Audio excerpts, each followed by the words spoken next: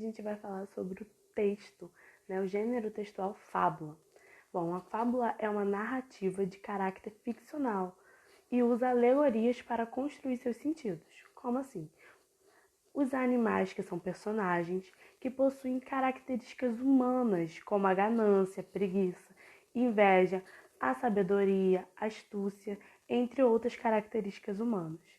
Por meio dessas características, esses personagens movimentam-se a história e desenrola-se a mesma, levando à construção de um ensinamento. Bom, considerando que a fábula pode ser contada oralmente, sabemos que há diferentes versões de uma mesma história, o que não compromete a sua função. E qual é a função da fábula? De levar as pessoas a refletirem sobre o seu comportamento em grupo na sociedade. Bom, a fábula, como um gênero textual, ela possui suas características. Bom, a primeira característica de escrita é que ela pode ser feita em prosa, que é um texto com parágrafos, ou em versos.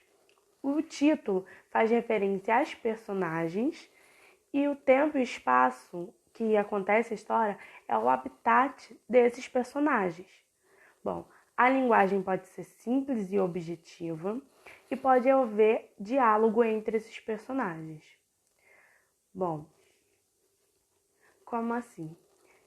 Os animais podem ter diálogos e ao desenrolar dessa história, no final, vai trazer um ensinamento para a gente, uma forma da gente refletir sobre o nosso comportamento. Sendo a fábula um texto narrativo, é importante lembrar que ela deve ter uma estrutura mínima de começo, meio e fim. A gente já estudou sobre isso. Bom, no início a gente apresenta os personagens e a situação. Primeiro parágrafo.